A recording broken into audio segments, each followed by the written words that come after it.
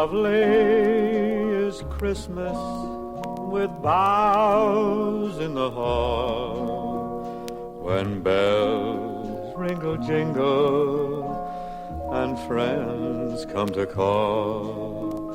How lovely is Christmas with joy on the wing, while under your window the carolers sing, God rest ye, be merry, give peace while you may. Remember the child who was born on this day. How lovely is Christmas with songs in the air, a bright, Merry Christmas, dear friends everywhere.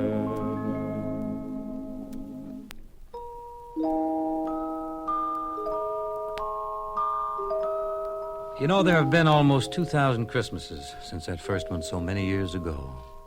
But the one I'm thinking about right now took place more than 100 years ago in the dark wilderness of western Kentucky.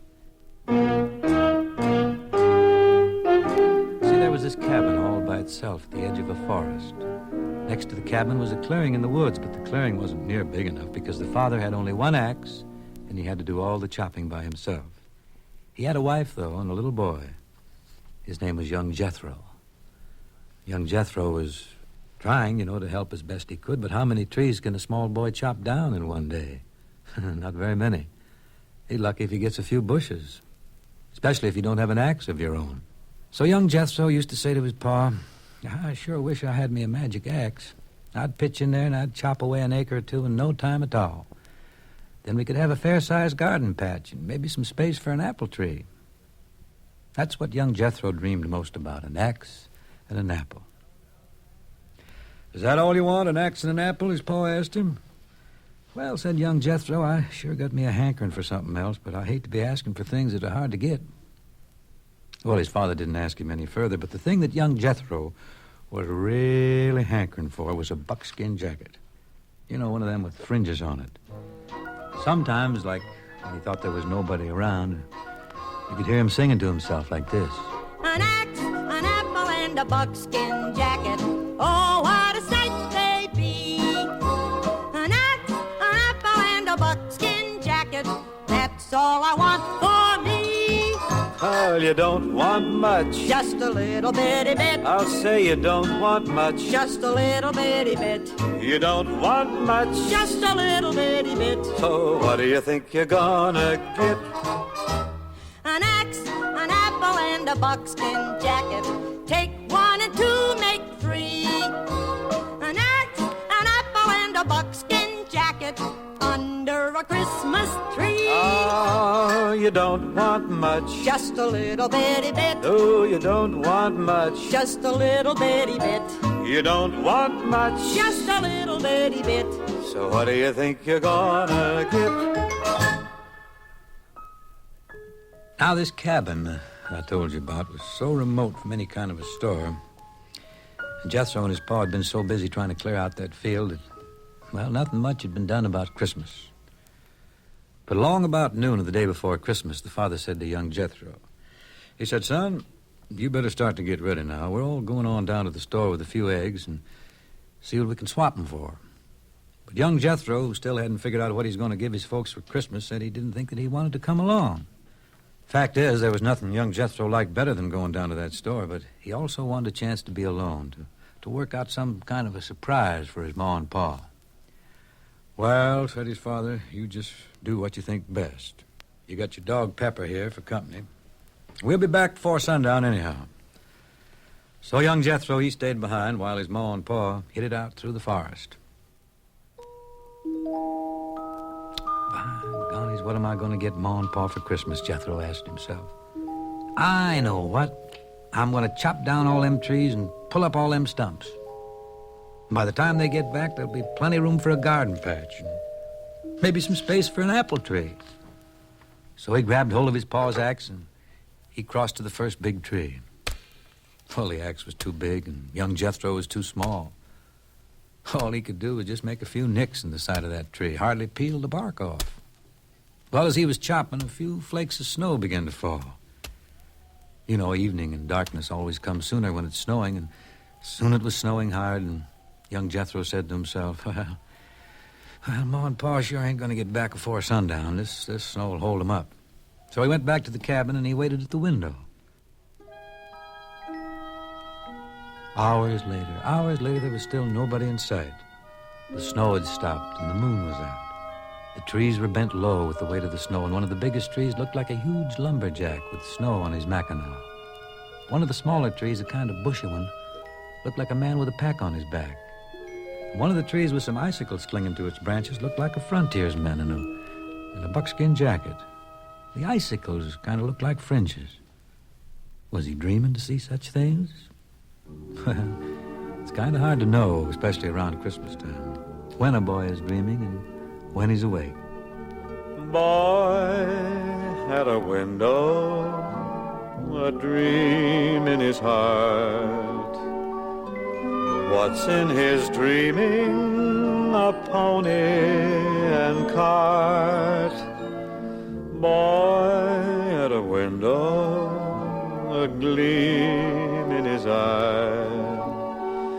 What makes that gleaming a star in the sky? He can't tell a soul the half of his plan. Dream, little boy, scheme, little man. Boy at a window, if only he knew. Somehow, someday, his dream will come true.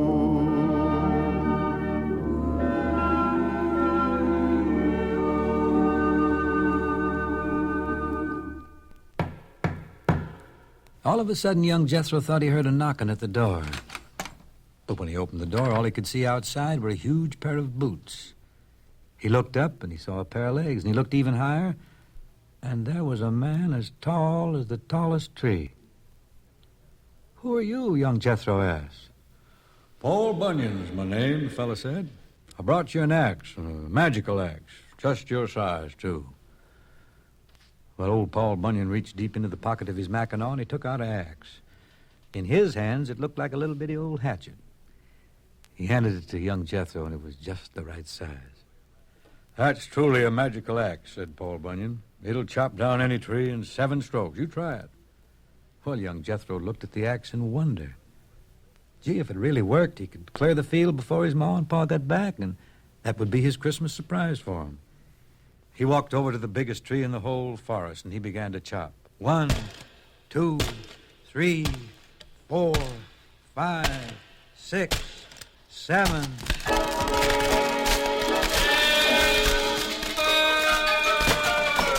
Young Jethro swung his mighty axe. That axe was mighty fine.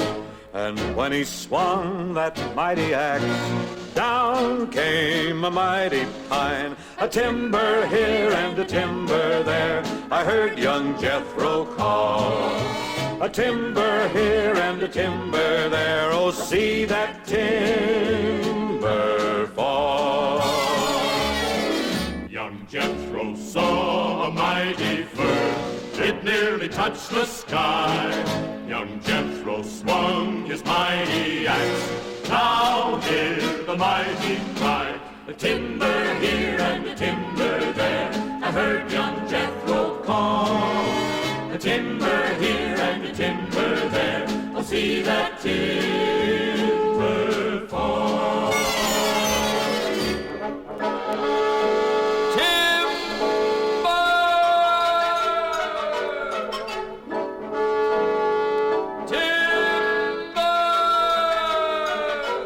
Young Jethro swung his mighty axe. Paul Bunyan showed him how. They helped to clear this land of ours, so there'd be room to plow. a timber here and a timber there. I heard young Jethro call. A timber here and a timber there. Oh, see that timber fall. Timber!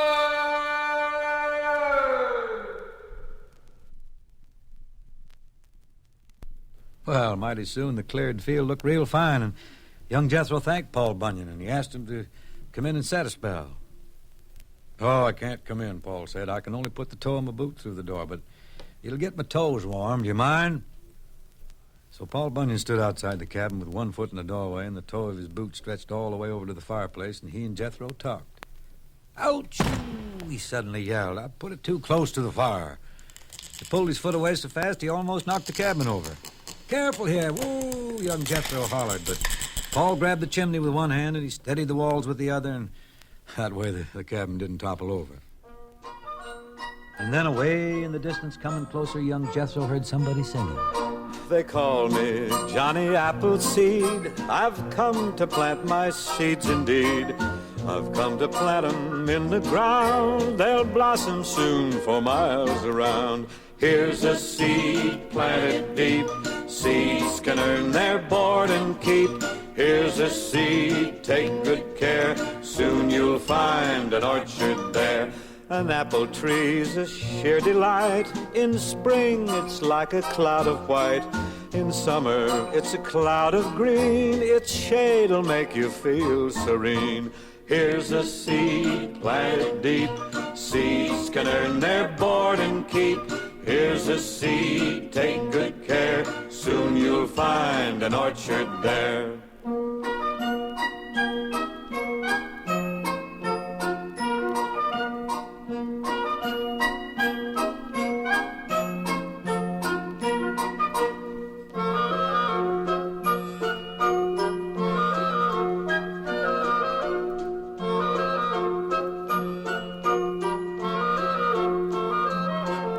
In autumn, you'll see overhead the apples now are rosy red. You pick 'em, they're sweet to eat. An apple's such a wondrous treat. Here's a seed planted deep. Seeds can earn their board and keep. Here's a seed, take good care. Soon you'll find an orchard there. Soon you'll find an orchard there. By cracky, sure enough, there right outside the cabin stood Johnny Appleseed, a pack of apples on his back. When I heard you chopping and clearing away that field, Johnny Appleseed told him, I figured I'd better hurry out here and give you a present. He reached into his pack and he took out an apple. Now, you save the seeds from this here apple, Johnny told him, and when spring comes, you plant 'em. Then you hope, and they'll grow into trees, and they'll bear you the nicest fruit you ever did see. Just then, from outside the cabin, they heard somebody cry, Hey there! Anybody inside? Who is it? Young Jethro asked as he hurried to the door, crawled over the toe of Paul Bunyan's boot, and went outside. Johnny Appleseed was scurrying along after him. There he was, Daniel Boone. And guess what he was holding in his hand for young Jethro to see? A buckskin jacket with fringes on it. Well, Daniel Boone explained how he thought young Jethro was about the best frontiersman he'd ever heard tell of. Why, clearing away all that land like that, and taking care of the cabin all by himself, and, well, he just had to bring him a buckskin jacket like the one he used to wear when he was a boy. I hope it fits, he said. It's kind of a magical shirt. Gives you courage. I'll try it on right away, young Jethro said. Well, it fit him just perfect. And Daniel Boone was right. It sure did give him courage. Just like Paul Bunyan had given him strength, and Johnny Appleseed had given him hope. Oh, boy, look how it fits, he shouted happily. Well, it pleased all of them. Paul Bunyan, Daniel Boone, and Johnny Appleseed. It pleased him mightily to see young Jethro in that jacket. Of course, it pleased Daniel Boone so much that he told Jethro the story of one of his great adventures. It went like this.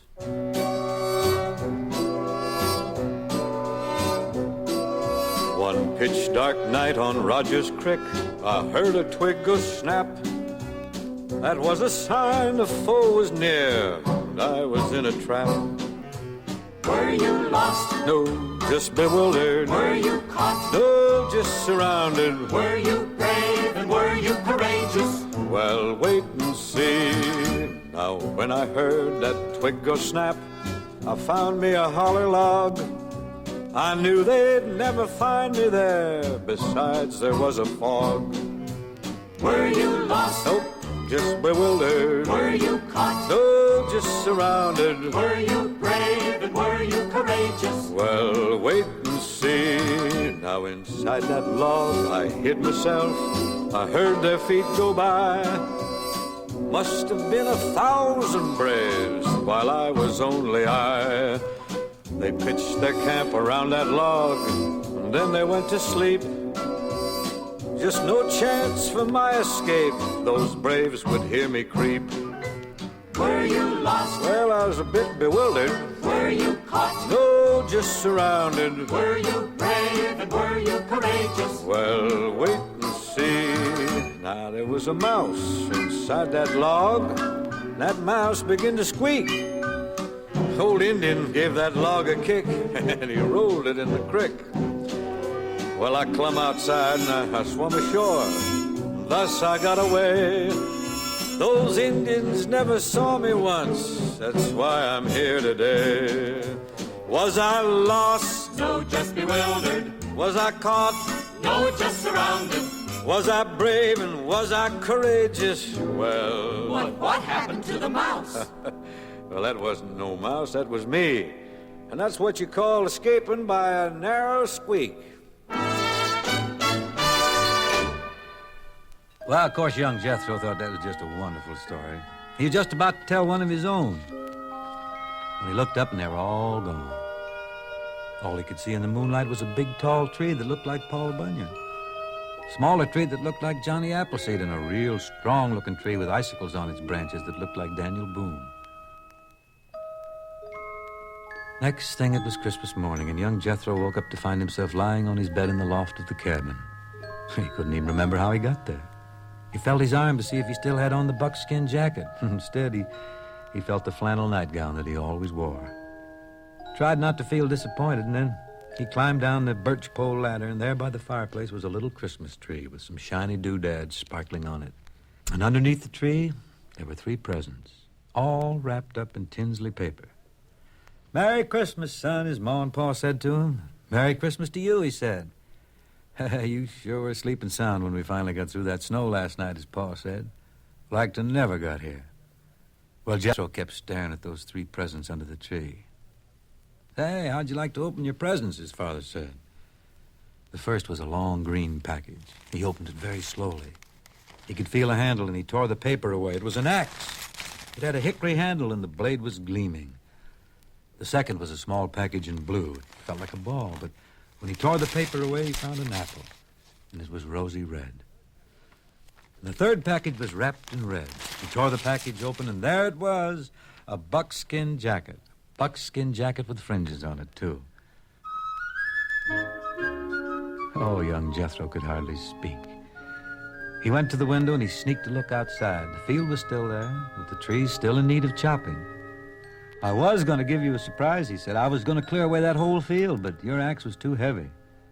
His father smiled at him and he said, "Well, maybe we can do it together now. Shouldn't take us too long with that axe you got."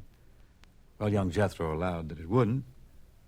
"Then we'll have a fair-sized garden patch," he said, and some space for an apple tree. "Someday soon," his father said.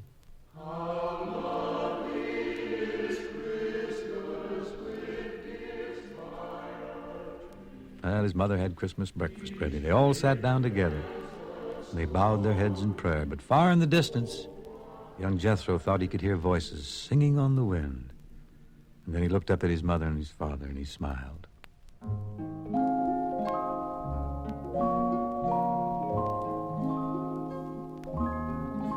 How lovely is Christmas with boughs in the hall, when bells ringle jingle and friends come to call. How lovely is Christmas with joy on the wing, while under your window the carolers sing, God rest ye, be merry, give peace while you may. Remember the child who was born on this day. How lovely is Christmas with songs in the air.